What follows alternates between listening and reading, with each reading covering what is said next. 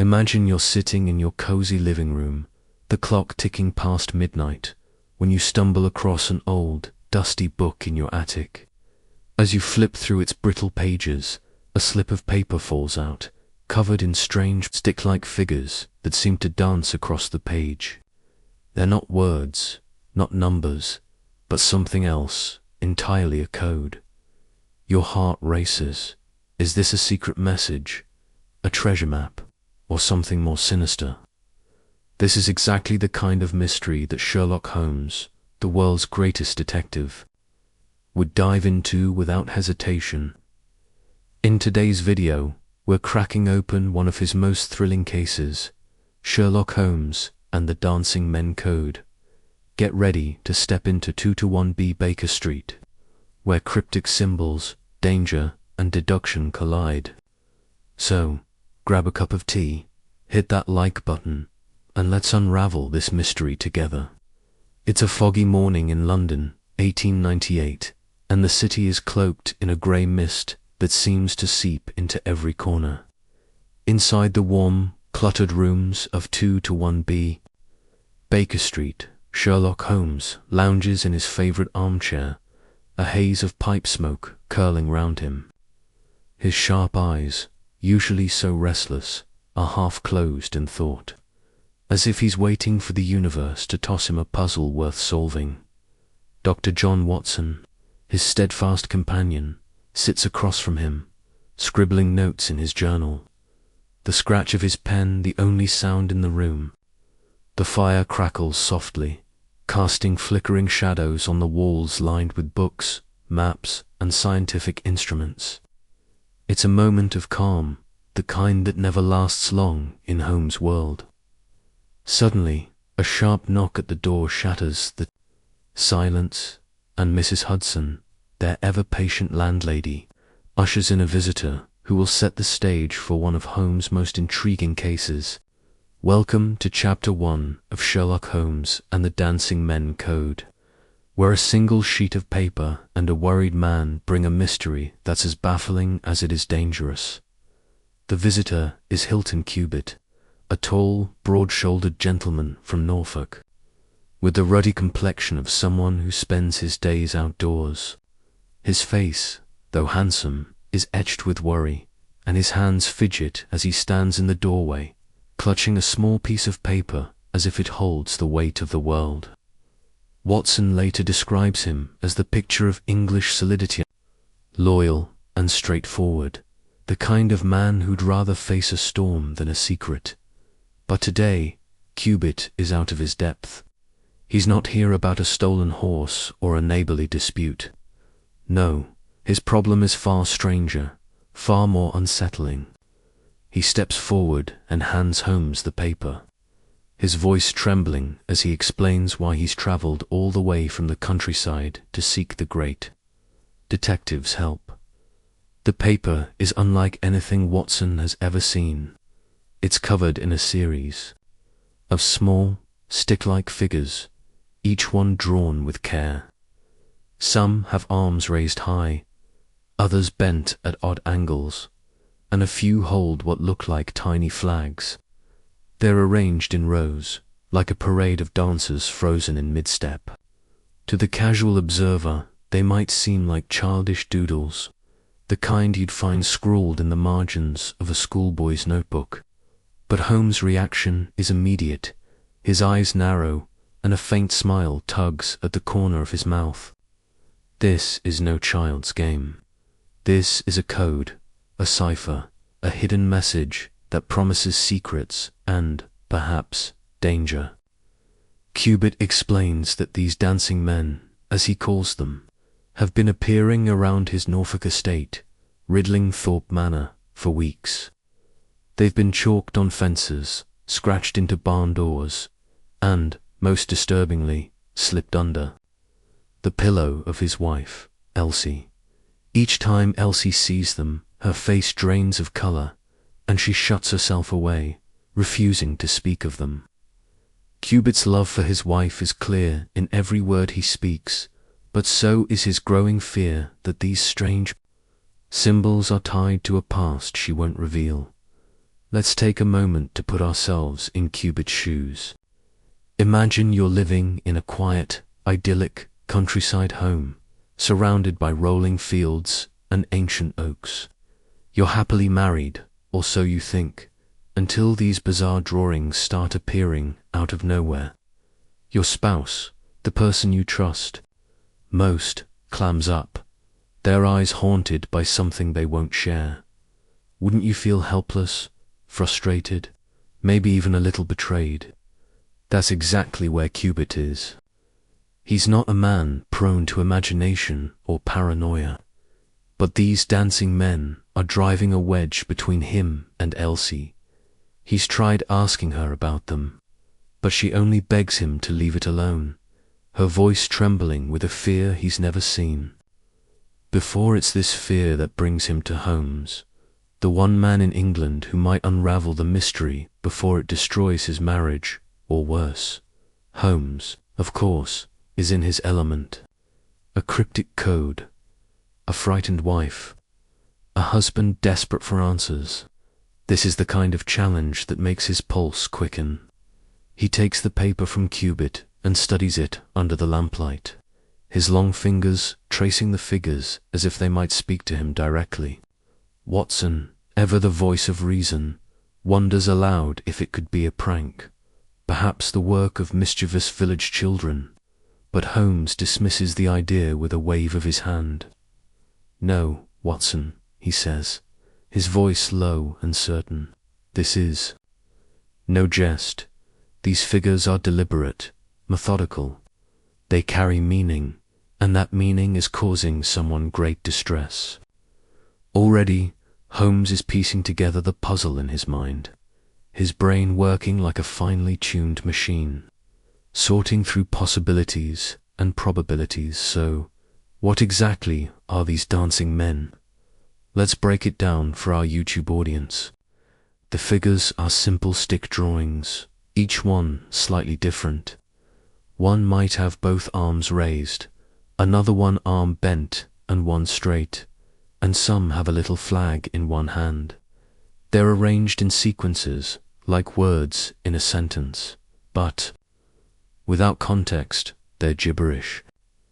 Holmes suspects each figure represents a letter of the alphabet, or perhaps a whole word, forming a substitution, cipher code, where one symbol stands for another. For example, a figure with arms up might mean a while, one with a flag could be E. The trick is figuring out the pattern without a key, and that's no easy task. In 1898, there's no internet to look up cipher techniques, no decryption software to plug in the symbols. Holmes has only his intellect, a pencil, and his knack for seeing patterns where others see chaos. For us, it's like trying to crack a password without a hint, using nothing but logic to make this relatable. Think about codes in our modern world. Your Wi-Fi password, your phone's PIN, even the emojis you use in texts.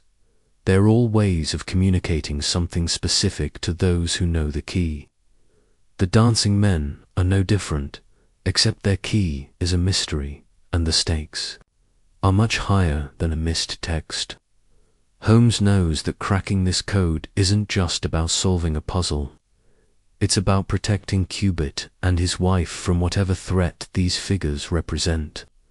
As he studies the paper, he asks Cubitt for every detail: when the figures first appeared, where they were found, and how Elsie reacted each time. Cubitt recounts finding the first set chalked on a garden wall, then another on a shed door, and finally the chilling moment when he found a slip of paper under Elsie's pillow, her hands shaking as she handed it back to him without a word.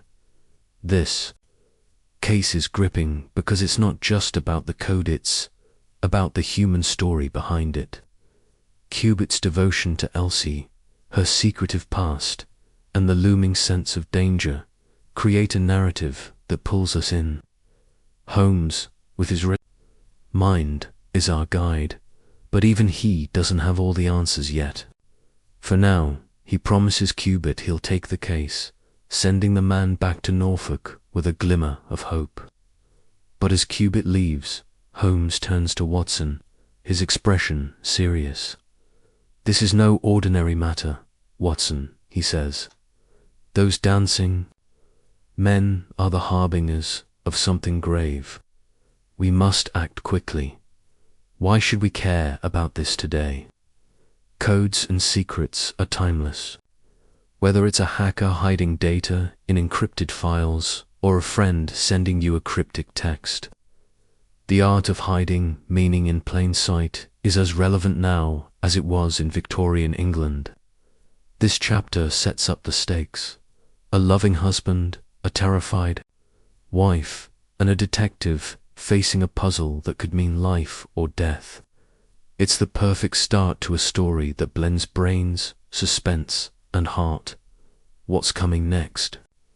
In Chapter 2, we'll dive into Holmes' first attempts to crack the dancing men code, exploring the art of cryptanalysis and the clues he uncovers. Will he decipher the message before the danger closes in? Stay tuned to find out, and if you're hooked on this Sherlock adventure, smash that like button, hit subscribe, and ring the bell so you don't miss the next chapter. Let's keep unraveling this mystery together. The fog still clings to the streets of London as Sherlock Holmes leans over his desk at 221B Baker Street. The mysterious sheet of dancing men spread out before him. The fire in the hearth casts a warm glow, but the air is charged with anticipation. Dr. Watson watches from his armchair, his medical journals forgotten, as Holmes' eyes dart across the cryptic figures. Those stick-like dancers, with their raised arms and tiny flags, seem to taunt him. Each one a piece of a puzzle that could unlock a hidden truth or a deadly threat. Welcome to Chapter 2 of Sherlock Holmes and the Dancing Men Code, where we dive into Holmes' first steps to crack the code and uncover the secrets behind Hilton Cubitt's strange dilemma. If you're loving this journey, don't forget to hit that like button and subscribe. We're just getting started. Holmes is no stranger to puzzles. From secret societies to blackmail schemes, he's unraveled mysteries that would stump anyone else. But this dancing men code, it's something special. It's not just a message. It's a challenge, a deliberate attempt to hide meaning in plain sight. As Holmes studies the paper Cubitt left behind, he mutters to Watson about the nature of ciphers. Every code, Watson, is a window into the mind of its creator, he says, his voice low and focused. These figures are not random. They follow a system, and systems can be broken. Watson, ever the practical man, nods, but can't help wondering how anyone could make sense of what looks like a child's scribbles. For us, it's like staring at a jumbled crossword puzzle with no clues. Frustrating, but for Holmes, it's exhilarating. Let's break down what Holmes is up against. The dancing men are a series of stick figures, each with a unique pose: arms up, arms down, legs straight, legs bent, some with flags, some without. They're arranged in groups, like words in a sentence, but without a key, they're meaningless. Holmes suspects it's a substitution cipher, where each figure stands for a letter of the alphabet. For example, a figure with both arms raised might represent a, while one with a flag could be E. The trick is figuring out which figure matches which letter, and that's no small feat. In 1898, there are no computers or decryption. Algorithms, just Holmes' brain, a pencil, and a relentless drive to uncover the truth. To make it relatable, think about trying to guess a friend's password without any hints. You might start by guessing common letters or patterns, but it's slow, painstaking work. That's where Holmes begins. Holmes starts by analyzing the frequency of the figures. He explains to Watson that in English, some letters appear more often than others: E, T, A, and O are the most common, while Q and Z are rare. If he can identify the most frequent dancing man, it might be an E. He counts the figures on Cubitt's paper, noting which ones repeat most often. It's a method called frequency analysis, a cornerstone of code breaking even today. For instance, if a figure with one arm raised appears 10 times in a short message, it's a good bet. It's a common letter like E or T. Holmes sketches a chart, mapping each figure and its frequency, his pencil moving with precision. Watson watches, fascinated, as the detective transforms chaos into order, one step at a time. To give you a practical example, let's imagine a simple message: 5 dancing men in a row. Suppose the first figure has both arms up, the second has one arm bent, the third holds a flag, and so on. If Holmes notices the flag-holding figure appears in every message Cubitt has found, he might hypothesize it's E, since E is the most common letter in English. He tests this by looking at short groups of figures, guessing they might form common words like the or, and it's like solving a puzzle where you only have half the pieces, but Holmes thrives on this kind of challenge. For us, it's a reminder that problem-solving often starts with small, logical steps, whether it's cracking a code or tackling a tough task at work. But Holmes isn't working in a vacuum. He knows time is ticking. Cubitt's story about his wife Elsie weighs heavily on him.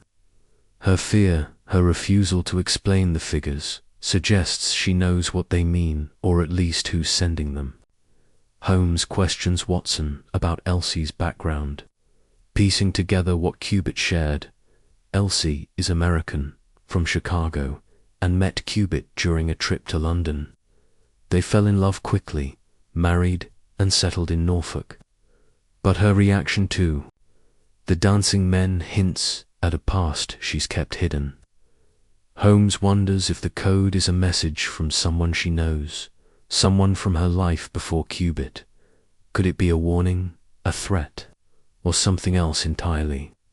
The detective's mind races through possibilities, each one darker than the last dot. To keep us grounded, let's think about why this matters. Codes aren't just for spies or detectives. They're part of our daily lives. Think about the PIN on your bank card or the encryption on your WhatsApp messages. The Dancing Men Code is a window into a time when messages were hidden in plain sight, scratched on walls, or slipped under pillows.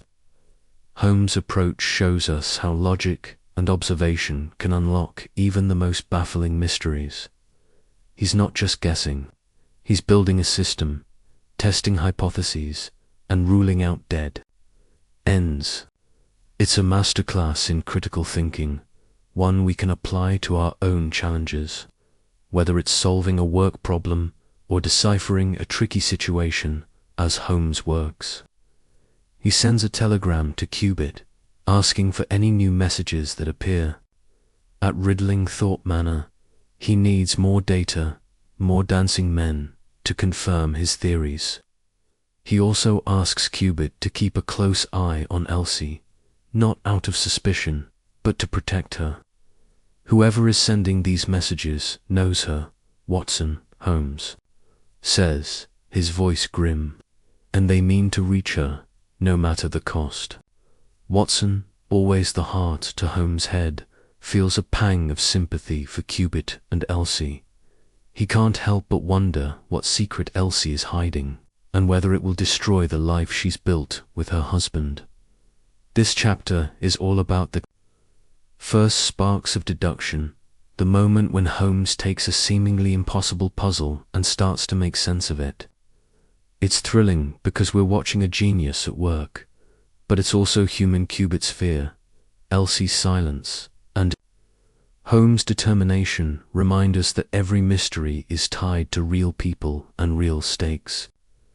By the end of this chapter, Holmes has a rough framework for the code, but he's far from cracking it. The dancing men are still a mystery, and the danger feels closer than ever. What lies ahead? In Chapter 3, we'll follow Holmes as he digs deeper into the code, uncovering new clues and facing unexpected setbacks. Will he crack the cipher before it's too late? Keep watching to find out, and if you're enjoying this dive into Sherlock's world, smash that like button, hit subscribe, and leave a comment below with your thoughts on the Dancing Men Code. Let's keep unraveling this mystery together. The gas lamps flicker outside to 21B Baker Street as night falls over London, casting long shadows across the room where Sherlock Holmes is hard at work. Papers are strewn across his desk, each one marked with the strange dancing men figures that have consumed his attention. Dr. Watson sits nearby, nursing a cup of tea, his eyes fixed on Holmes as the detective mutters to himself, scribbling notes and crossing them out. The Dancing Men Code is proving to be a stubborn puzzle, but Holmes is relentless, his mind a whirlwind of logic and intuition. Welcome to Chapter 3 of Sherlock Holmes and the Dancing Men Code, where we dive deeper into Holmes' efforts to crack the cipher and uncover unsettling hints about Elsie Cubitt's mysterious past. If you're hooked on this tale of deduction and danger, hit that like button and subscribe. Let's keep unraveling this mystery together. Holmes has been at it for hours, his focus unyielding. The dancing men, those peculiar stick figures with their raised arms, bent legs, and occasional flags, are starting to reveal their secrets, but not without a fight. In the last chapter, Holmes began using frequency analysis, counting how often each figure appears to guess which might represent common letters like E or T. Now he's building on that foundation, piecing together patterns like a tailor stitching a complex garment.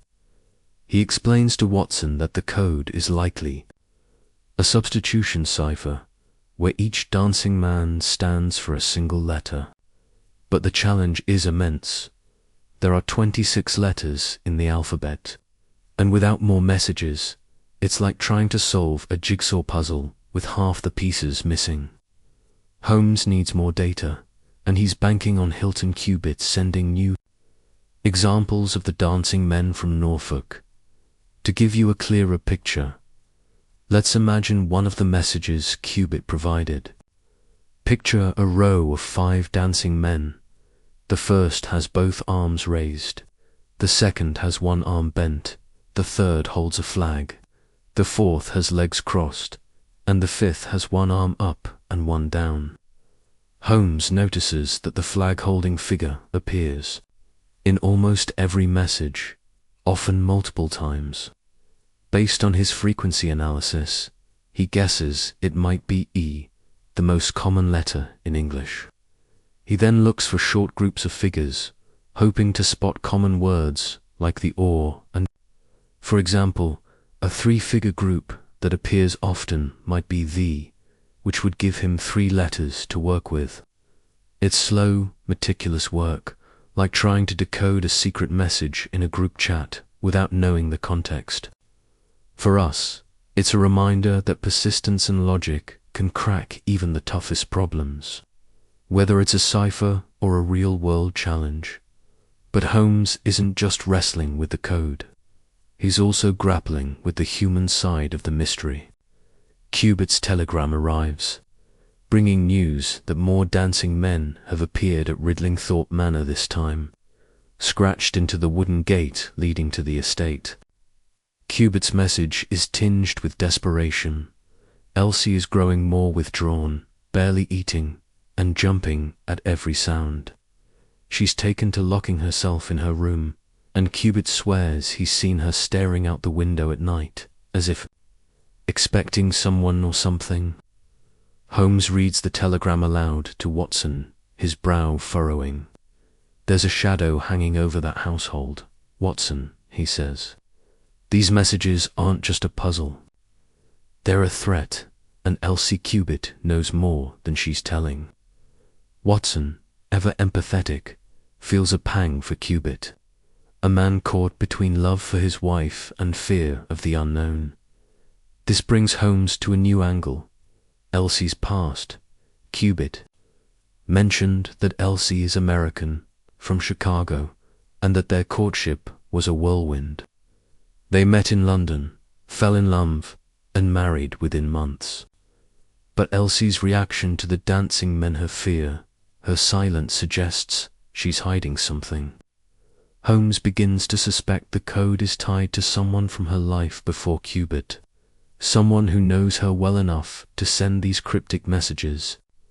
He paces the room, tossing out theories to Watson.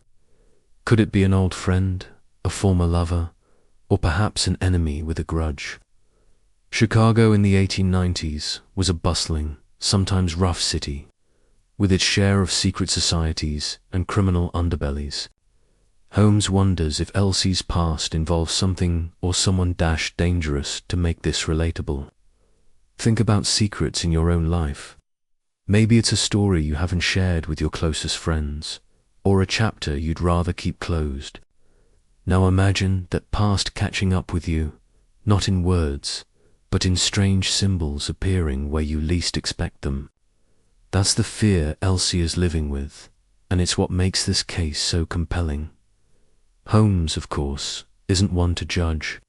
His job isn't to pry into Elsie's morals, but to solve the mystery and protect his client.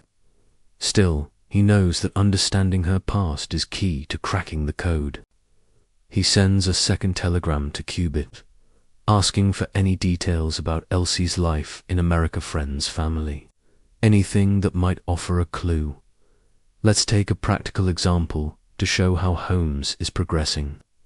Suppose one of Cubitt's messages contains a group of figures that Holmes suspects is the word come. In English, come is a common four-letter word, and if Holmes can match it to a four-figure sequence, he's got 4 letters to anchor his decryption. He tests this by looking at other messages, checking if the same sequence appears in a context that makes sense. If a message ends with those 4 figures, it might be an imperative, like come here. It's a small breakthrough, but it's enough to keep Holmes going. For us, it's like finding the first piece of a puzzle that fits. It's exciting. But there's still a long way to go. As Holmes works, the stakes are rising. Cubitt's latest telegram mentions a stranger scene.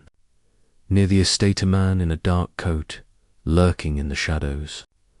Cubitt tried to confront him, but the man vanished into the Norfolk woods. Holmes' instincts kick into high gear. "This is no coincidence, Watson," he says, his voice sharp. "The dancing men are a message, and this stranger is the messenger. We must act before it's too late." Watson, ever loyal, urges Holmes to travel to Norfolk, but Holmes shakes his head. He needs to crack the code first. Without knowing what the messages say, he's working blind, and Holmes never moves without a plan. This chapter is about the slow burn of deduction, the painstaking process of turning chaos into clarity. Holmes is making progress, but the mystery is deepening, and the sense of danger is growing. Elsie's fear, Cubitt's desperation, and the shadowy stranger add layers of suspense to an already gripping case. It's a reminder that solving a mystery isn't just about brains. It's about understanding people, their fears, and their secrets. What's next? In Chapter 4, we'll see Holmes make a breakthrough in the code, but new developments in Norfolk will raise the stakes even higher. Will he decipher the dancing men in time to save Cubitt and Elsie? Keep watching to find out, and if you're loving this Sherlock adventure, give this video a thumbs up, hit subscribe, and drop a comment below. With your theories about Elsie's past, let's keep deducing together. The clock ticks past midnight at 221B Baker Street, and the air is thick with the scent of tobacco and ink. Sherlock Holmes sits hunched over his desk, surrounded by crumpled papers and half-empty teacups, his eyes locked on the dancing men code. The stick figures, with their cryptic poses and tiny flags, are starting to yield their secrets, but time is slipping away. Dr. Watson, bleary-eyed but loyal, watches from the sidelines, marveling at Holmes' relentless focus. A new telegram from Hilton Cubitt lies open on the table, its words heavy with urgency. Welcome to Chapter 4 of Sherlock Holmes and the Dancing Men Code, where Holmes makes a crucial breakthrough in deciphering the code, but troubling news from Norfolk raises the stakes higher than ever. If you're gripped by this mystery, smash that like button and subscribe. Let's dive deeper into the shadows of this case. Holmes has been wrestling with the dancing men for days, his mind a whirlwind of patterns and possibilities. His frequency analysis from the last chapter is paying off. He's identified a few figures that likely correspond to common letters like E and T. But cracking a substitution cipher isn't just about guessing letters. It's about finding meaning in the chaos. Holmes explains to Watson that a code like this relies on consistency. Each figure must always represent the same letter, no matter the message. It's like a language, Watson, he says, his voice tinged with excitement. Once you learn the alphabet, the words reveal themselves. For us, it's like trying to decode a secret message in a group chat, piecing together emojis or slang until the meaning clicks. Holmes is close to that click moment, and the anticipation is electric. Let's walk through his progress. Holmes has 3 messages from Cubitt, each with a different sequence of dancing men. One message, found on a garden wall, has 10 figures. Another, slipped under Elsie's door, has 6. The third, scratched into a shed, has 8. Holmes notices a pattern. A figure with one arm raised and a flag appears in every message, often multiple times. He's betting it's E, the most common letter in English. Another figure, with both legs bent, shows up frequently, 2 maybe T or a Hey. He starts mapping these 2 letters, testing them in short groups that might form words, like the or 2. For example, a 3-figure sequence that appears twice in the 10-figure message could be the debuting him 3 letters to work with. It's like solving a crossword with only a few clues filled in. But Holmes is relentless, cross-referencing each message to confirm his guesses. To make this relatable, imagine you're trying to crack a friend's secret code in a game. You notice certain symbols keep popping up, so you guess they're the most common letters. That's what Holmes is doing, but with higher stakes.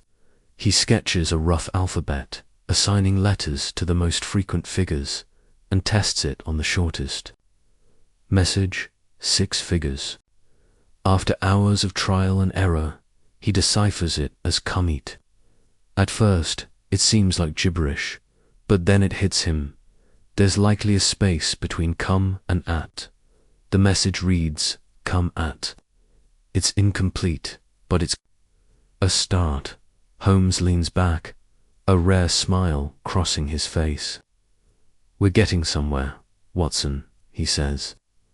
This is an invitation or a command. For us, it's a thrilling moment, like finally guessing the right password after dozens of tries. But just as Holmes makes this breakthrough, the telegram from Cubitt arrives, and it's a gut punch. Cubitt writes that Elsie is unraveling. She's barely sleeping, jumping at every creak of the floorboards, and refusing to leave the house. Worse, the stranger in the dark coat has been spotted again, this time closer to the manor, lurking near the stables at dusk. Cubitt chased him off. but not before finding a new dancing men message chalked on the stable door, a long one, with 12 figures. Cubitt's words are frantic. "I fear for Elsie's safety, Mr. Holmes. Please, hurry." Watson, reading. Over Holmes' shoulder, feels a chill. "We should go to Norfolk, Holmes," he urges. "This is getting out of hand." But Holmes, ever methodical, shakes his head. "Not yet, Watson. The code is the key. If we know what it says, we know. Who's behind it?" This brings Holmes back to Elsie's past. The word "come" in the deciphered message is a clue. It suggests someone is summoning Elsie. Someone who knows her well enough to use a code she understands. Holmes digs into Cubitt's earlier descriptions of Elsie's life in Chicago. She was well off, the daughter of a prominent family. But Cubitt mentioned she left America abruptly, as if fleeing something.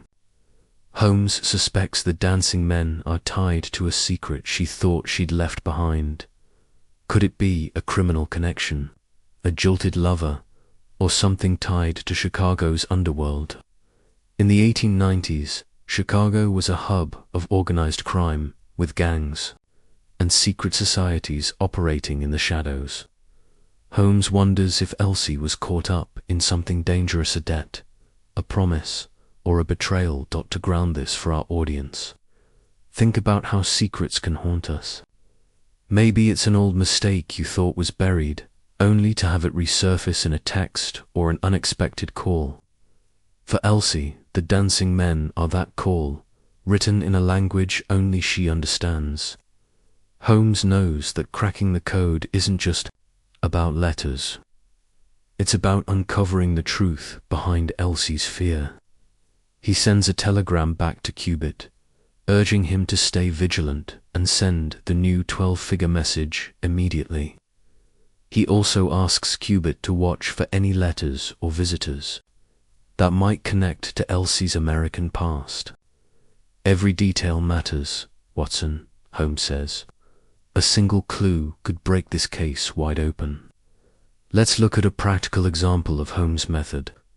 Suppose the new 12-figure message includes the same come sequence he deciphered. Earlier, Holmes tests his partial alphabet on it, filling in the known letters, C-O-M-E. The blanks are frustrating, but the word come confirms his earlier guess. He hypothesizes the message might be something like "come at once" or "come to me," but he needs more letters to be sure. It's like playing hangman with only a few letters revealed. You can guess, but one wrong move could cost you. For Holmes, the cost isn't a game. It's Cubitt's safety and Elsie's peace of mind. As the chapter closes, Holmes is closer to cracking the code, but the danger is mounting. The stranger in the dark coat and Elsie's growing fear suggest time is running out. Holmes' breakthrough with "come at" is a step forward, but the full message and the identity of the sender remains elusive. Watson, ever the voice of action, presses Holmes to act, but the detective remains focused. "Patience, Watson," he says, his eyes gleaming. "The dancing men will speak, and when they do, we'll know our enemy." It's a tense moment, blending the thrill of intellectual victory with the dread of an approaching threat. What's next? In Chapter 5, Holmes will tackle the new 12-figure message, but a shocking development from Norfolk will force him to rethink his approach. Will he crack the code in time, or is the danger closer than he realizes? Stick around to find out, and if you're loving this Sherlock adventure, give this video a thumbs up, hit subscribe, and drop a comment below with your guesses about who's sending the dancing men.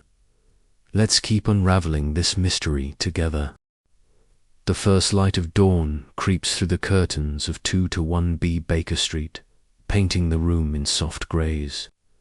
Sherlock Holmes hasn't slept, his desk a chaotic map of papers. each one scrawled with dancing men figures and his meticulous notes.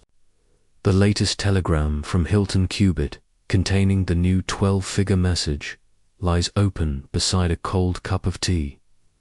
Dr. Watson, bleary but resolute, paces the room, his concern for the Cubitts growing with every passing hour.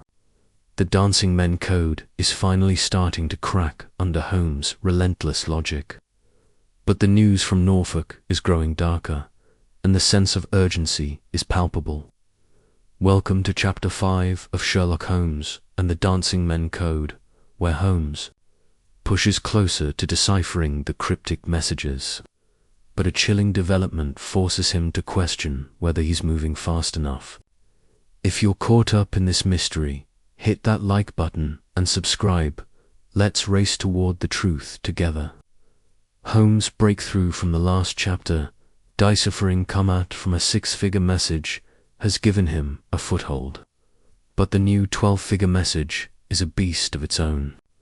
He spreads it out, the stick figures staring back like silent sentinels, arms raised, legs bent, flags waving in some cryptic dance. Holmes' eyes narrow as he compares it to the earlier messages, his pencil flying across the page. He's now confident that the figure with one arm raised and a flag is E, and the one with both legs bent is likely T. Using his partial alphabet, he tests the new message, filling in the known letters, C-O-M-E. The word come is there again, a haunting echo, but the remaining 8 figures are a jumble. Holmes mutters to Watson, "This is no casual note, Watson. It's a call to action, and I fear its intent is far from friendly. Let's break this down for our YouTube audience." Holmes is using a substitution cipher approach, where each dancing man represents a letter. His frequency and how often figures appear has given him a handful of letters. But deciphering a full message is like solving a puzzle with missing pieces. Imagine you're trying to read a text message where half the letters are replaced with emojis. You might guess LOL from context, but a longer sentence, that's tougher. Holmes is doing this with no modern tools, just his brain and a knack for patterns. For example, he notices a 3-figure sequence in the new message that matches the from an earlier one, giving him another letter or 2. It's slow work, but every letter he cracks brings him closer to the truth to make this practical. Let's picture the 12-figure message. Suppose it starts with the come sequence Holmes already knows, 4 figures he's mapped to C, O-M-E. The next 8 figures include the D sequence, which he's identified as 3. More letters. That leaves 5 unknowns. Holmes hypothesizes the message might be something like come at once or come to me, but he needs more letters to confirm. He cross-references the figures with earlier messages, looking for repeats. 1 figure, with both arms down, appears often enough to be A or I. He tests it, scribbling possible words, come at night, come to danger. Each guess is a step forward, but the clock is ticking, and Holmes knows it. The urgency comes from Cubitt's latest telegram, which arrived just before dawn. The words are stark. Elsie collapsed this morning. Found another message on her windowsill. The stranger was seen again last night, closer to the house. I'm at my wit's end, Mr. Holmes. Watson, reading the telegram aloud, feels his stomach drop. Elsie's collapse suggests the strain of the dancing men is breaking. Her and the stranger's boldness scumming, so close to the manor hints at danger closing in. Holmes' face is grim as he reads the new message from the windowsill, a short 5-figure sequence. He quickly deciphers it using his partial alphabet, flee. The word sends a chill through the room. This is no longer a game, Watson, Holmes says. Someone is urging Elsie to run, or threatening her if she doesn't. This new development forces Holmes to rethink his approach. The word flee is a warning, but from whom and why? He suspects the sender is someone from Elsie's past, likely from her Chicago days, given her reaction to the messages. Cubitt's earlier telegrams mentioned Elsie's American background, but details are scarce. She was from a wealthy family, left Chicago suddenly, and met Cubitt in London. Holmes theorizes the dancing men code might be a private cipher, known only to Elsie and someone close to her. Perhaps a lover, a friend, or even a criminal associate.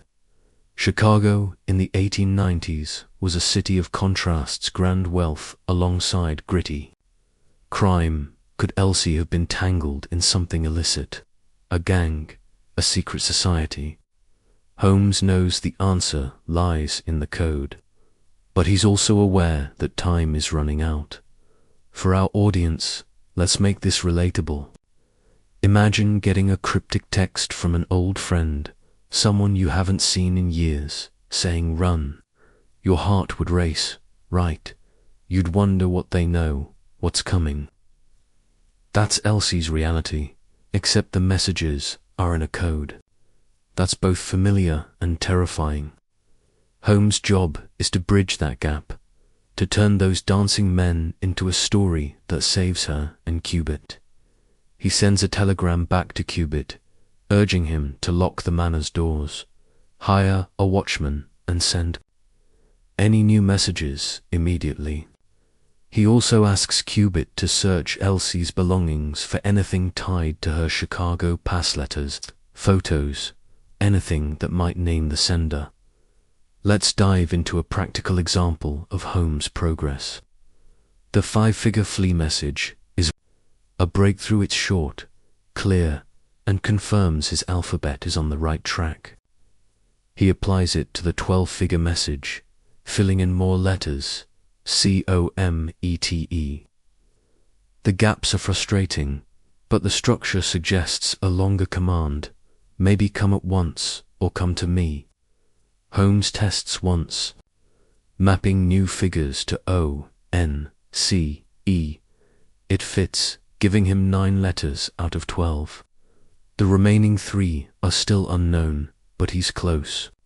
For us, it's like cracking a tough level in a puzzle.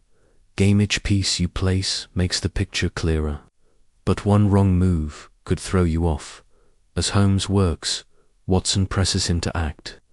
We should go to Norfolk, Holmes, he says, his voice tight. Elsie's collapsing, a stranger's circling the house. This is beyond decode now. Holmes nods, but remains focused. The code is the key, Watson. If we know what it says, we know who we're dealing with.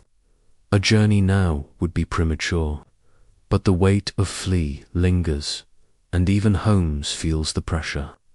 He knows the stranger is no phantom, he's real, and he's closing in. The chapter ends with Holmes staring at the dancing men, his mind racing. He's on the verge of cracking the code, but the danger in Norfolk is growing, and every hour counts. What's next?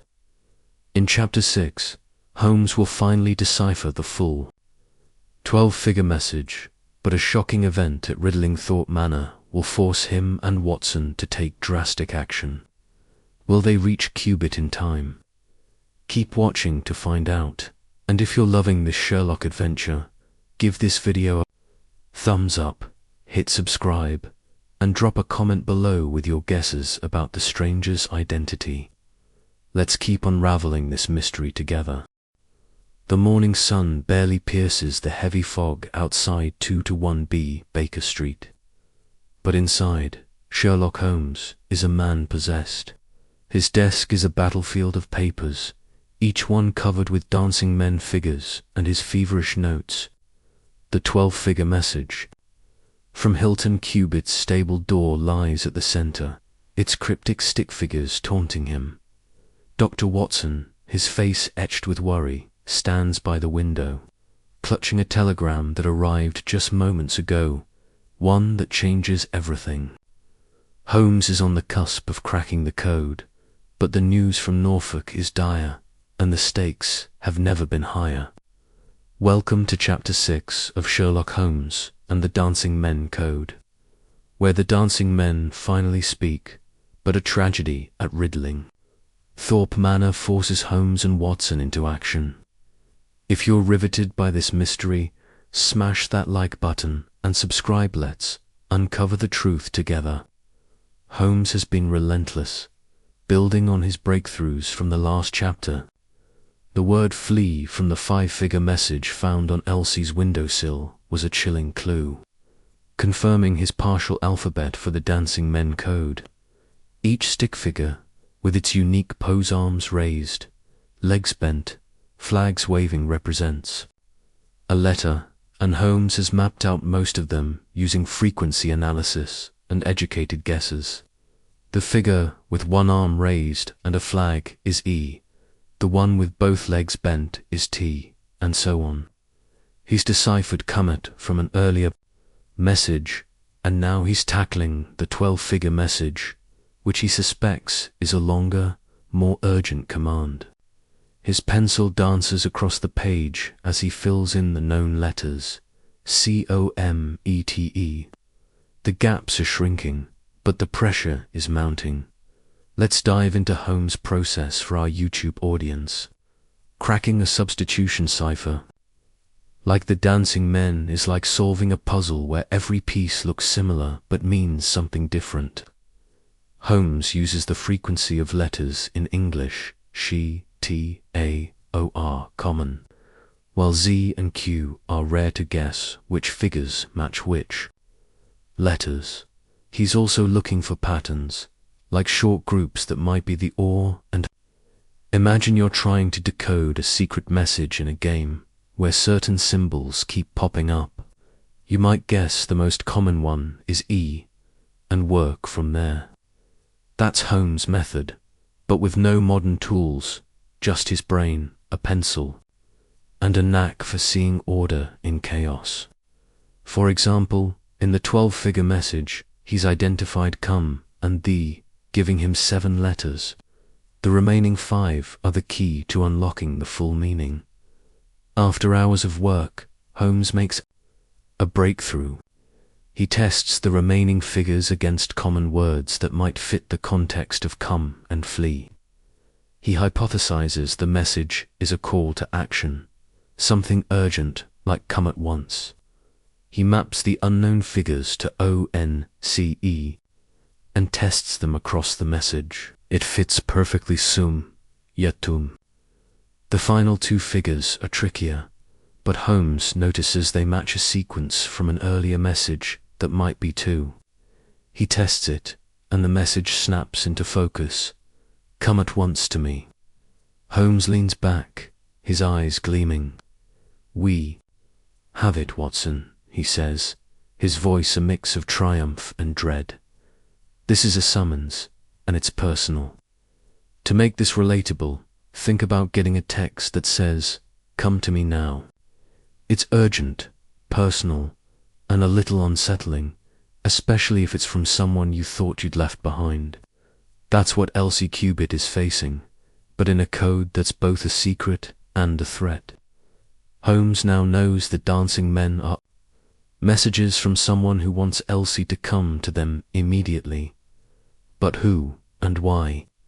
The word flee from the windowsill message suggests either a warning to escape or a threat if she doesn't comply. Holmes suspects the sender is from Elsie's Chicago past, someone who knows her well enough to use a private cipher. The urgency of come at once to me implies they're growing impatient, and the stranger lurking around Riddling Thorpe Manor is likely their messenger. But before Holmes can savor his victory, the new telegram from Cubitt shatters the moment. Watson reads it aloud, his voice shaking. Tragedy at the manor. Shots fired last night. Elsie wounded. Condition critical. I beg you, come at once. Cubitt, the words hit like a thunderbolt. Holmes, usually so composed, grips the edge of the desk, his face pale. "We've been too slow, Watson," he says, his voice low. "The code has spoken, but the danger has struck." Watson is already grabbing his coat, his doctor's instincts kicking in. "We must go to Norfolk, Holmes. Elsie needs us, and Cubitt's alone." For once, Holmes doesn't argue. He gathers his notes, the deciphered messages, and a small revolver, his expression grim. "The game is afoot, Watson, and it's a deadly one. Let's ground this for our audience. Imagine you're solving a puzzle, and just when you crack it, you get a call that a loved one is in danger." That's the gut-wrenching moment Holmes and Watson are facing. The Dancing Men code was a challenge, but now it's a race against time. Holmes knows the message, "Come at once to me," is tied to the stranger in the dark coat, and Elsie's injury suggests a confrontation went horribly wrong. He suspects the sender is someone from Elsie's past, possibly a criminal figure from Chicago's underworld. The 1890s Chicago was a hotbed of gangs, and Elsie's sudden departure to England hints at a life she was desperate to escape. Was she running from a debt, a betrayal, or something worse? To give a practical example, let's look at how Holmes uses the deciphered message. "Come at once to me" is a direct plea or command, likely meant for Elsie. Holmes cross-checks it with the flee message, wondering if they're from the same sender. If flee was a warning, it might mean someone else knows about the danger and is trying to protect her. But if it's from the same person, it's a chilling ultimatum. Come to me or run for your life. Holmes sketches out possible scenarios. The sender could be a former lover, a criminal associate, or even a family member with a grudge. Each possibility points to a motive: love, revenge, or control, and Holmes knows the answer lies in Norfolk. As they prepare to leave, Holmes instructs Watson to pack his medical bag. "Elsie's wound may need your skills, Watson," he says, "and we must be ready for anything." The train to Norfolk is their next step, but Holmes is already planning. He'll confront the stranger, protect Cubitt, and uncover Elsie's secret, all while ensuring the Dancing Men don't claim another victim. The chapter ends with Holmes and Watson rushing to the station, the weight of the tragedy pressing down on them. Holmes' triumph over the code feels hollow in the face of Elsie's injury, and the mystery is far from solved. What's next? In Chapter 7, Holmes and Watson arrive at Riddlingthorpe Manor, where they face a scene of chaos and uncover new clues about the stranger's identity. Will they save Elsie and stop the sender before it's too late? Keep watching to find out, and if you're gripped by this Sherlock adventure, give this video a thumbs up, hit subscribe, and drop a comment below with your thoughts on who sent the Dancing Men. Let's keep unraveling this mystery together. The train to Norfolk rattles through the misty countryside. Its rhythmic clatter a stark contrast to the tension gripping Sherlock Holmes and Dr. Watson. Holmes sits by the window, his sharp eyes scanning the horizon, but his mind is elsewhere on the Dancing Men code, Elsie Cubitt's gunshot wound, and the mysterious stranger haunting Riddlingthorpe Manor. Watson, clutching his medical bag, stares at the telegram from Hilton Cubitt, its words burned into his memory. Shots fired. Elsie, wounded, condition critical. The deciphered message, "Come at once to me," weighs heavily, a summons that led to tragedy. Welcome to Chapter 7 of Sherlock Holmes and the Dancing Men Code, where Holmes and Watson arrive at the manor to face a scene of chaos and hunt for clues to unmask the sender. If you're hooked on this twisting tale, smash that like button and subscribe. Let's step into the storm together. The journey feels endless, But as the train pulls into the rural Norfolk station, Holmes is already on his feet, his coat billowing, as he strides toward a waiting carriage. Watson follows, his heart heavy with dread for Elsie. The Norfolk countryside is serene rolling fields, ancient oaks, and quiet villages, but the peace feels deceptive, like a calm before a storm. Riddling Thorpe Manor comes into view, a sturdy stone house surrounded by well-kept gardens, but the air is thick with unease. As they approach, they see Cubitt standing at the gate, his face pale and haggard, his eyes red from sleeplessness and grief. "Thank God you're here, Mr. Holmes," he says, his voice breaking. "It's worse than I feared." Cubitt leads them inside, recounting the night's events. Around midnight, he awoke to a gunshot echoing through the manor. He rushed to Elsie's room, finding her slumped on the floor, blood pooling from a wound in her shoulder. A revolver her own lay beside her, and the window was open, the curtains fluttering. No one else was in the room, but a new dancing men message was scrawled on the windowsill, its figures stark against the wood. Cubitt tried to stop the bleeding, but Elsie was barely conscious, muttering incoherently about him and Chicago. The local doctor is with her now, but her condition is grave. Watson, ever the physician, insists on seeing her immediately, while Holmes examines the scene, his eyes darting over every detail. Let's set the stage for our audience. Picture a grand old manor, its halls dimly lit by gas lamps, the air heavy with the scent of blood and fear. Holmes moves like a predator, inspecting the room where Elsie was shot.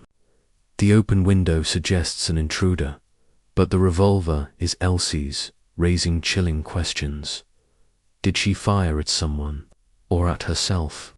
The dancing men on the windowsill, a six-figure sequence are a fresh clue, and Holmes copies them carefully. He's already deciphered "come at once to me and flee," so he applies his alphabet to this new message. After a moment, he deciphers it. "Beware." The word sends a shiver through him. "This is no mere summons, Watson," he says, his voice low. "It's a threat, and Elsie knew it was coming." To make this relatable, imagine finding a note in your home that says, "Watch out." Your heart would race, right? You'd wonder who left it, what they want, and whether they're still nearby. That's the terror Elsie's been living with. And now it's spilled into violence. Holmes suspects the stranger in the dark coat is behind the shooting, but the details don't add up. If the stranger sent "come at once" to me, why would he also warn Elsie to beware? Are there to send us one summoning, one warning? Or is it a single mind playing a cruel game? Holmes' mind races through possibilities, each one tied to Elsie's mysterious past in Chicago. Watson, meanwhile, is with Elsie, assessing her. Wound. The bullet grazed her shoulder, missing vital organs, but she's lost blood and is in shock. She's semi-conscious, her words fragmented. "Abe, don't let him. Chicago." Watson relays this to Holmes, who seizes on the name. Abe, it's the first concrete clue about the sender's identity. Could Abe be the stranger, a figure from Elsie's American life? Chicago in the 1890s was a city of gangsters and secret societies, and Holmes wonders if Elsie was entangled with someone named Abe, lover, a criminal, or both. He asks Cubitt about Elsie's belongings, hoping for a letter or photo that might confirm the connection. Cubitt, distraught, admits he's never pried into Elsie's past, respecting her wish to keep it private, but he agrees to search her desk, desperate for answers. Let's dive into a practical example of Holmes' work. The beware message is a breakthrough, confirming his cipher alphabet is correct. Each figure matches a letter, B-E, W-A-R-E. He rechecks the 12-figure message, "Come at once to me," and finds it holds up, giving him confidence in his decryption. But the two messages together paint a confusing picture. "Come at once to me" is a demand, while "beware" is a warning. Holmes hypothesizes that Abe is the sender of the summons, someone who wants Elsie to return to him, possibly for love or revenge. The beware message could be from someone else, perhaps an ally trying to protect her, or it could be Abe's way of escalating the threat. For us, it's like getting two texts from the same unknown number, one inviting you somewhere, the other warning you to stay away. Which do you trust? Holmes examines the crime scene for more clues. The open window suggests the stranger was outside, possibly confronting Elsie before the shot was fired. But there are no footprints in the soft earth below, no signs of a struggle outside. The revolver, still warm when Cubitt found it, had one bullet missing. Holmes suspects Elsie fired it, either at the stranger or in a moment of desperation. He questions Cubitt about the stranger's sightings. Cubitt describes a tall, lean man with a dark coat and a low-brimmed hat, always slipping away before he can be caught. Holmes nods, filing the description away. This Abe is no phantom. He says to Watson, "He's here, and he's bold." For our audience, this moment is pure Sherlock, blending observation, deduction, and a touch of danger. It's like watching a detective show where every clue tightens the suspense. Holmes knows the key to stopping Abe lies in Elsie's past. But with her life hanging in the balance, he can't wait for her to wake. He instructs Cubitt to keep watch for the stranger and report any new dancing men messages. Meanwhile, Watson tends to Elsie, stabilizing her condition but warning that she needs rest to recover. The chapter ends with Holmes standing at the Manor's gate, staring into the darkening woods. The dancing men code solved, but the mystery far from over. "We're close, Watson," he says, his voice steely, but close isn't enough. What's next? In Chapter 8, Holmes will hunt for the stranger, digging into Elsie's Chicago past for answers, while a new dancing men message complicates the case. Will he unmask Abe before another tragedy strikes? Keep watching to find out, and if you're gripped by this Sherlock adventure, give this video a thumbs up, hit subscribe, and drop a comment below with your theories about Abe's identity. Let's keep unraveling this mystery together.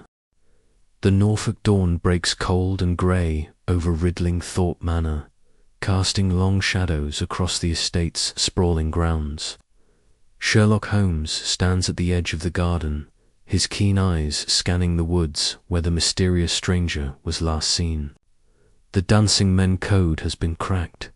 "Come at once to me," "flee," and "beware," revealing a chilling narrative of summons and threats, but the sender, possibly a man named Abe, remains a phantom. Dr. Watson is inside, tending to Elsie Cubitt, whose condition is stable but fragile after the gunshot wound. Hilton Cubitt, exhausted and desperate, clings to hope that Holmes can stop the danger closing in. Welcome to Chapter 8 of Sherlock Holmes and the Dancing Men Code, where Holmes takes the hunt to the shadowy figure behind the messages, and a new clue deepens the mystery. If you're gripped by this tale of deduction and danger, smash that like button and subscribe. Let's chase the truth together. Holmes is in his element, moving with the precision of a hunter tracking elusive prey. The manor's quiet beauty, its ivy-covered walls and blooming roses, belies the tension hanging over it.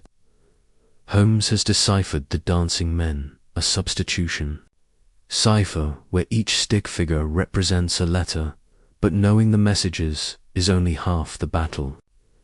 Come at once to me was a demand. Flee, a desperate warning, and beware a sign that danger is imminent. The name Abe, muttered by Elsie in her feverish state, is the key to unmasking the sender. Holmes suspects Abe is the stranger in the dark coat, a figure from Elsie's Chicago past who's followed her across the ocean. But who is he, and what does he want? Let's break this down for our YouTube audience. Holmes' method is a masterclass in deduction, blending logic with intuition. He's cracked the code using frequency analysis matching common figures to letters like E and T, and now he's shifting to detective work on the ground. Imagine you've decoded a cryptic text from an unknown number, only to realize the sender is outside your house. That's the stakes Holmes is facing. He begins by retracing the stranger's movements around the manor. Cubitt reported sightings near the stables, the garden wall, and the woods, always at dusk or night. Holmes examines the ground near the stables, finding faint boot prints in the mud along narrow, with a distinctive heel. Our man is tall, lean, and deliberate, Holmes tells Watson, who's joined him after checking on Elsie. He's no amateur. He knows how to cover his tracks. To make this relatable, think about tracking someone in a game or even on social media.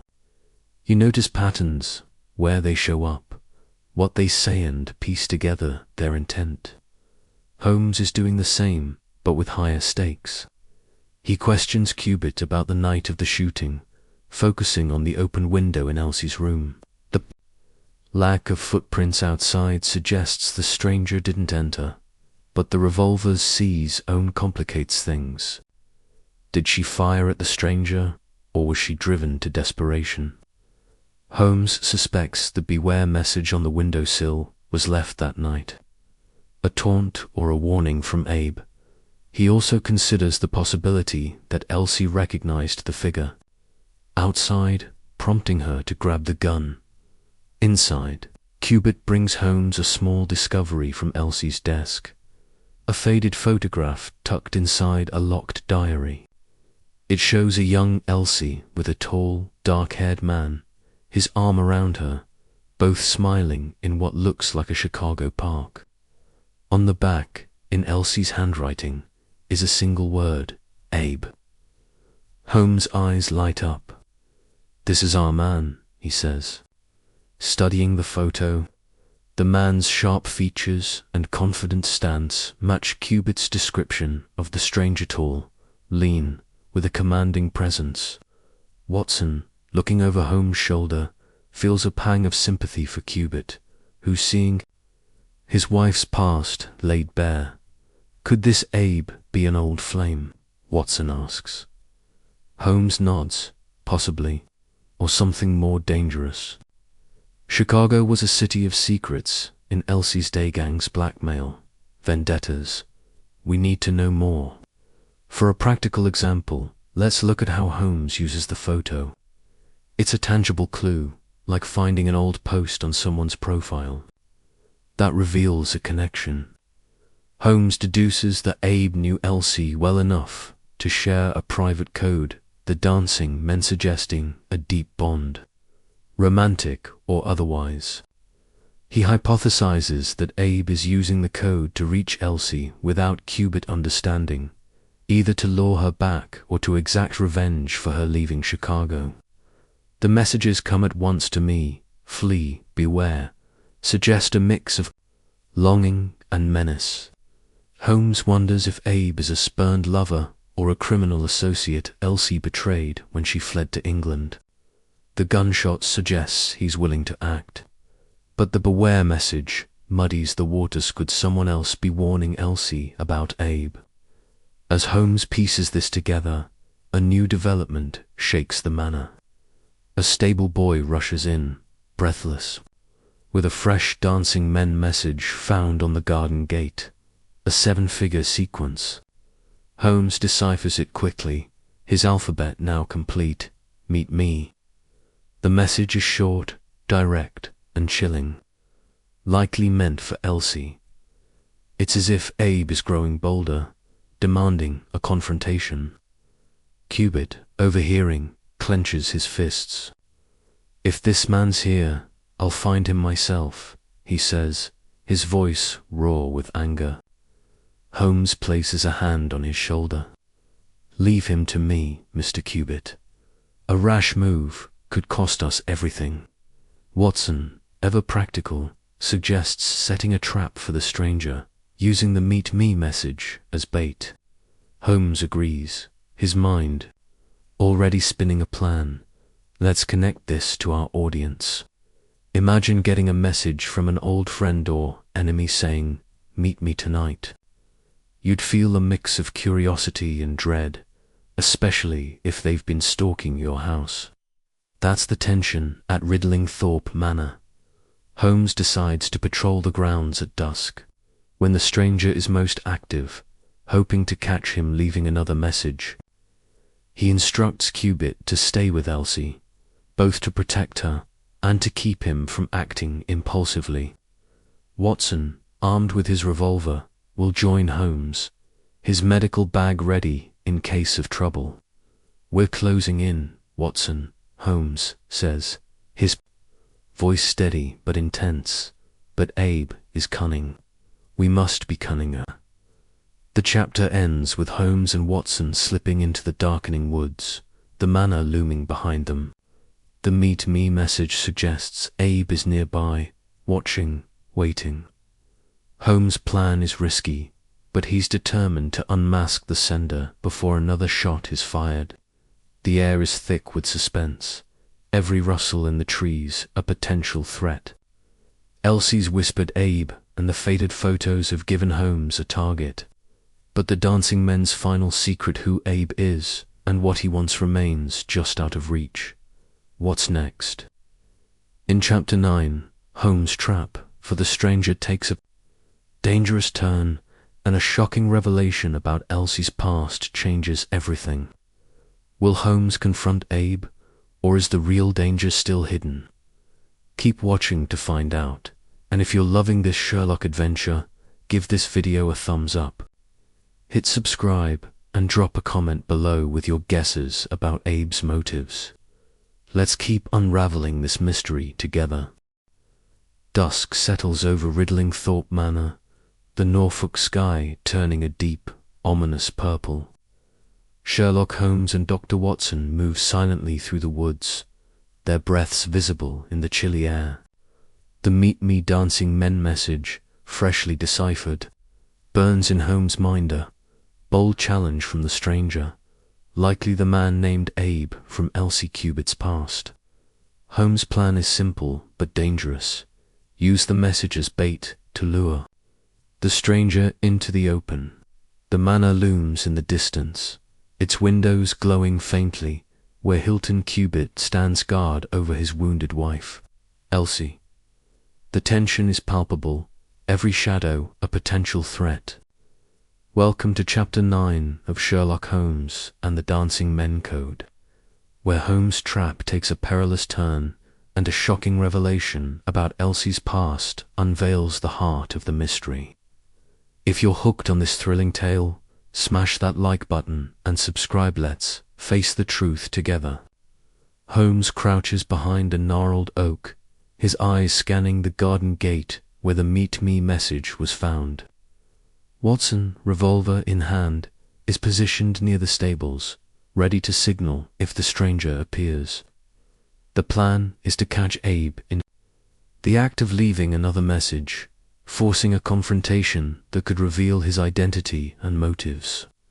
Holmes' deciphered messages: "Come at once to me, flee, beware," and "now meet me," paint a picture of a man desperate to reach Elsie, but the gunshot that wounded her suggests his desperation has turned violent. The faded photograph of Elsie with a man named Abe, found in her diary, is Holmes' best clue, pointing to a Chicago connection that's both personal and dangerous. Let's break this down for our YouTube audience. Holmes is playing a high-stakes game of cat and mouse, using the dancing men code as his map. Each message has been a piece of a puzzle, and now, with Meet Me, he believes Abe is ready to show himself. It's like setting a trap for someone who's been sending you cryptic texts. You know they're close, but you don't know their next move. Holmes' deciphering process, using frequency analysis to map stick figures to letters, has been meticulous. For example, the 7-figure Meet Me message confirmed his alphabet, M-E-E-T, space M-E. Each figure, arms raised, legs bent, flags waving, fits perfectly, giving him confidence that he's reading Abe's mind. But knowing the words isn't enough. Holmes needs the man himself. As the moon rises, a rustle in the bushes snaps Holmes to attention. A tall, lean figure in a dark coat emerges, moving stealthily toward the garden gate. Holmes signals Watson, who grips his revolver tighter. The stranger pauses, pulling a piece of chalk from his pocket, and begins scrawling dancing men on the gate. Holmes steps forward, his voice cutting through the silence. "That's enough, sir. Step into the light." The stranger freezes, then turns, his face half hidden by a le-brimmed hat. For a moment, it seems he'll run, but Watson blocks his path, revolver raised. "Don't move," Watson warns, his voice steady despite his racing heart. The stranger raises his hands, and Holmes swiftly removes his hat, revealing a sharp-featured man with piercing eyes, the same man from Elsie's photograph. Holmes wastes no time. "You are Abe, I presume," he says, his tone icy. The man smirks, his voice carrying a faint American accent. "Abe Slaney, at your service. And you must be the great Sherlock Holmes." The name confirms Holmes' suspicions, but confidence is unsettling. He admits to sending the dancing men messages, claiming they were meant for Elsie alone. "She knows the code," he says. "It was ours, from the old days in Chicago." But when Holmes presses him about the shooting, Slaney's smirk fades. "I didn't shoot her," he insists. "I only wanted to talk, to bring her back. She fired at me through the window." Holmes narrows his eyes, unconvinced, but Slaney's story aligns with the evidence. No footprints outside.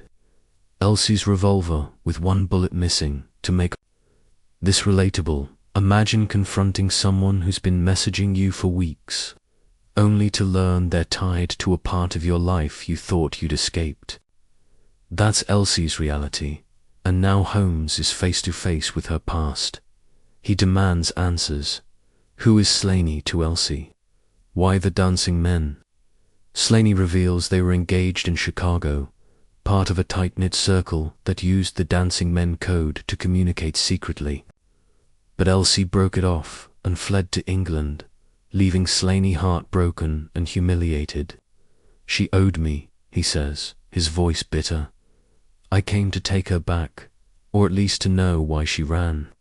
The messages come at once to me. Meet Me were his attempts to reach her, but flee and beware weren't his doing." "Someone else is out there," Slaney says, glancing at the woods. "Someone who wants her scared." This revelation stuns Holmes. If Slaney didn't send, flee, or beware, there's another player in this deadly game. Let's ground this for our audience. It's like getting two sets of texts from different unknown numbers, one demanding a meeting, the other warning you to stay away. Who do you trust? Holmes suspects the second sender is someone else from Elsie's Chicago past, possibly a rival of Slaney's or an ally trying to protect her. Chicago in the 1890s was a city of gangs, and Slaney hints at a criminal connection. Elsie's father was big in Chicago's underworld, he says. She knew things, saw things. When she left, she crossed some dangerous people. Holmes' mind races. Could the second sender be one of those enemies, or even Elsie herself, using the code to warn Cubitt? For a practical example, let's look at the messages. Holmes' alphabet deciphers "meet me" as 7 figures, matching Slaney's story of trying to arrange a meeting. But "flee" and "beware" use the same code, suggesting someone else knows it too. Holmes tests a theory. Elsie might have written "beware" on her windowsill to warn Cubitt, but her collapse and the gunshot make that unlikely. The "flee" message, found earlier, could be from a third party, a friend or foe from Chicago. Holmes needs more evidence, so he binds Slaney's hands and marches him to the manor where Cubitt and Watson wait. Cubitt's face darkens at the sight of Slaney, but Holmes keeps them apart, knowing a confrontation could derail the investigation. Inside, Watson reports that Elsie is conscious but weak, unable to speak much. Holmes questions her gently, showing her the photograph. Her eyes widen and she whispers, "Abe, I thought he'd let me go." She confirms Slaney was her fiancé, but denies knowing who sent "flee" or "beware." Her fear suggests she's hiding something, but Holmes doesn't press. She's too fragile. Instead, he focuses on Slaney, who's now locked in the manor cellar under Cubitt's watch. The chapter ends with Holmes staring at the "meet me" message, the woods beyond the manor dark and silent. Slaney's capture is a victory, but the second sender is still out there, and the danger feels closer than ever. What's next? In Chapter 10, Holmes will confront the final pieces of the mystery, uncovering the truth about the second sender and Elsie's Chicago past. Will he stop the threat before it claims another victim? Keep watching to find out, and if you're loving this Sherlock adventure, give this video a thumbs up, hit subscribe, and drop a comment below with your theories about the second sender. Let's unravel the final chapter together. The night is heavy at riddling Thorpe Manor, the Norfolk air thick with the scent of damp earth and impending rain. Sherlock Holmes stands in the manor's drawing room, the dancing men messages spread before him on a polished oak table. Abe Slaney, the man behind "come at once to me and meet me," is locked in the cellar. His confession shedding light on Elsie Cubitt's Chicago past, but leaving a critical question unanswered. Who sent "flee" and "beware"? Elsie, still weak from her gunshot wound, rests upstairs under Dr. Watson's care, while Hilton Cubitt paces the hall, his trust shaken by revelations about his wife's former life. A storm is brewing, both outside and within, as Holmes races to uncover the second sender before the mystery claims another victim. Welcome to Chapter 10 of Sherlock Holmes and the Dancing Men Code, the thrilling finale where the truth behind the dancing men is laid bare. If you've been gripped by this tale, smash that like button, hit subscribe, and let's solve this mystery together. Holmes' mind is a whirlwind, piecing together the final threads of the case. The Dancing Men Code, a substitution cipher where each stick figure represents a letter, has been cracked thanks to frequency analysis and relentless deduction. Messages like "come at once to me," "flee," "beware," and "meet me" have painted a story of love, betrayal, and danger.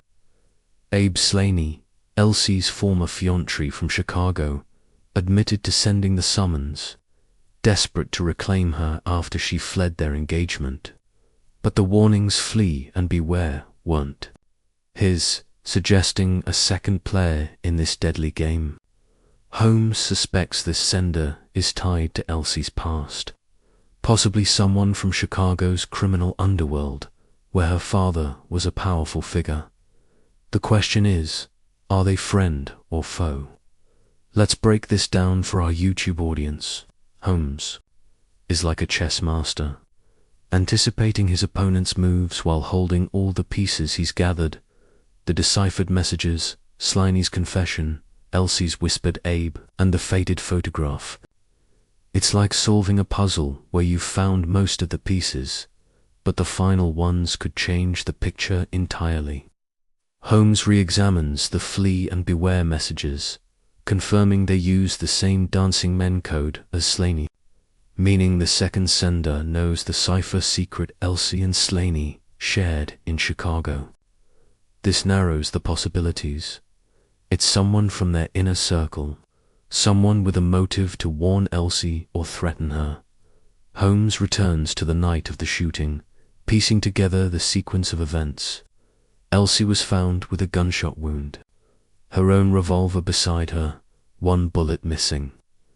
The beware message was on her windowsill, and Slaney claims she fired at him through the open window. But Holmes notices a detail he missed, a faint chalk mark on the window frame. Not dancing men, but a single initial C. It's a clue, subtle but deliberate. He questions Cubitt about anyone in Elsie's past with that initial, but Cubitt, still reeling from Slaney's revelations, knows little. Holmes then speaks to Elsie, who's now lucid enough to talk. Her eyes fill with fear as she sees the photograph of her and Slaney. There was another, she whispers, Carrie. My sister, she knew the code. She stayed in Chicago when I left. This is the breakthrough Holmes needs. Carrie, Elsie's sister, could be the second sender. Holmes presses Elsie gently, and she reveals a painful truth. Their father was a Chicago crime lord, running a gang that used the dancing men code for secret communications.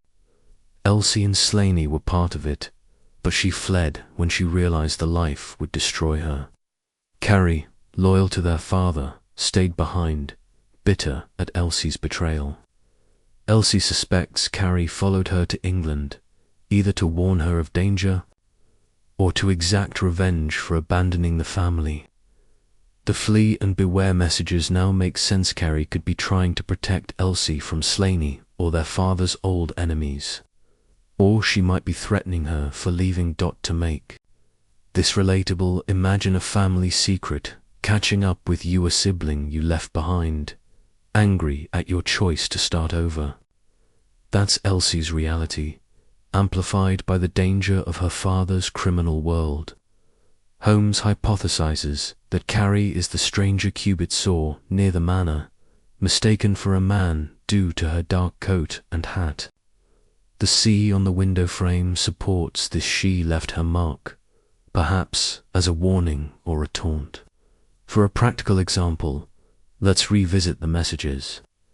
Flee and beware are short, urgent, and use the same dancing men alphabet as Slaney's messages. Holmes tests a theory. If Carrie wrote them, she's nearby, watching the manor. He decides to set a second trap, this time for her, using the dancing men code against her. Holmes crafts a new message, chalking it on the garden gate. Come now.